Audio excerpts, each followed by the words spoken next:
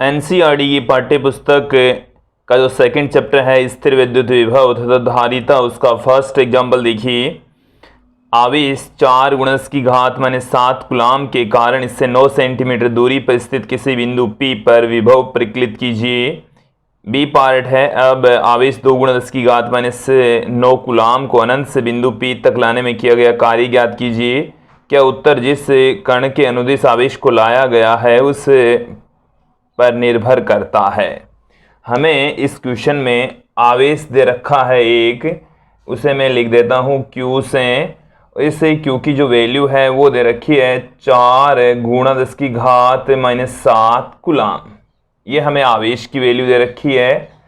इसके ए पार्ट में हमें क्या पूछा है, देखिए हमें पूछा है कि R बराबर 9 सेंटीमीटर दूरी पर एक बिंदु P स्थित है जिस पर हमारे को विभव की वैल्यू फाइंड आउट करनी है। हम बिंदु आवेश के कारण से विद्युत विभव जानते हैं। बिंदु आवेश के कारण विद्युत विभव, बिंदु आवेश के कारण से जो विद्युत विभव है उसका फॉर्मूला हम जानते हैं। V = होता है 1/4 पाई एप्सिलॉन नॉट Q/R, जहाँ Q ये आवेश है और इससे स्मॉल r दूरी पर ये बिंदु P स्थित है जिस पर हमें विभव की वैल्यू फाइंड आउट करनी है। देखिए हम इस Q का मान रख देंगे, R का मान रख देंगे तो हमें इस V की वैल्यू प्राप्त हो जाएगी। तो V = 1/4 पाई एप्सिलॉन नॉट की वैल्यू होती है 9 गुणा 10 की घात 9। Q का मान हमें इस क्वेश्चन में 4 गुणा 10 की घात -7 कूलाम दे रखी है। R की वैल्यू हमें 9 सेंटीमीटर दे रखी है, जिससे हम मीटर में कन्वर्ट करेंगे तो 9 गुणा 10 की घात -2 मीटर पुट कर सकते हैं। तो 9 गुणा 10 की घात -2 यहाँ पर पुट कर दिया। 9 से 9 कैंसिल हो गया, हमें मिल रहा है 4। 10 की घात ये -2 जब बट्टे से ऊपर जाएगी तो +2 हो जाएगी, प्लस की 9 पहले से पड़ी है तो 10 की घात 11 प्लस में माइनस में 7, तो प्लस में हमारे पास में रह गई है 4। तो इतना वोल्ट का विभव उत्पन्न होता है। ये था इसका पहला पार्ट। अब हमें बी पार्ट में देखिए क्या फाइंड आउट करना है। मैं एक बार बी पार्ट को फिर से आपको रिपीट कर रहा हूँ। ये आवेश 2 गुणा 10 की घात -9 कूलाम को अनंत से बिंदु P तक लाने में किया गया कार्य ज्ञात कीजिए। अब हम एक अन्य आवेश ले रहे हैं जिसे हम परीक्षण आवेश भी कह सकते हैं। इस परीक्षण आवेश को हम लेकर आएंगे अनंत से। कहाँ से लेकर आ रहे हैं? अनंत से इस बिंदु P तक लेकर आ रहे हैं।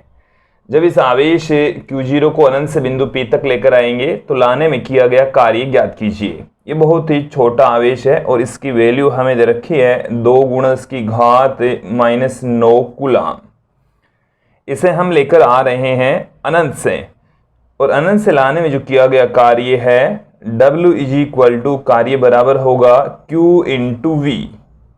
तो Q0 को हम लेकर आ रहे हैं तो Q0 × V हमें प्राप्त हो जाएगा। Q की जो वैल्यू है वो है 2 गुणा 10 की घात -9। V का मान अभी हमने फाइंड आउट कर ही लिया है। ये हमारे बिंदु P पर V की वैल्यू है 4 गुणा 10 की घात 4। 2 गुणा 4 ये हमारे पास में आ गया 8, और 10 की घात -9 प्लस की 4, 10 की घात -5 रह गया और आंसर आएगा जूल में। तो विद्यार्थियों ये हमें कार्य की वैल्यू मिल चुकी है। अब हमें इसमें आगे पूछा है बी पार्ट में एक तथ्य और, क्या उत्तर है जिस कण के अनुदिश आवेश को लाया गया है उस पथ पर निर्भर करता है। तो देखिए विद्यार्थियों कि यहाँ पर हम जानते हैं कार्य बराबर बल गुणा विस्थापन होता है, और कार्य का जो मान है वो इस स्थिति में पथ पर डिपेंड नहीं करता। तो इस क्या का उत्तर है नहीं। कार्य का जो मान है, कार्य पथ पर निर्भर नहीं करता। कार्य की जो वैल्यू है वो पथ पर निर्भर नहीं करती। चाहे आप आवेश को किसी भी पथ के अनुदिश ले आइए, चाहे आप आवेश Q0 को यहाँ से ले आइए, चाहे इस पथ से ले आइए, इस पथ के ऊपर डिपेंड नहीं करेगा।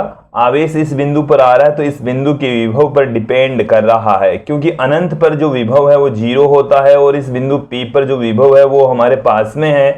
तो आप अनंत से बिंदु P तक आप किसी भी पथ के अनुदिश आवेश को ले आइए, जो आंसर है, कार्य का जो मान है वो चेंज नहीं होने वाला, अर्थात जो कार्य का मान है वो पथ पर डिपेंड नहीं करता।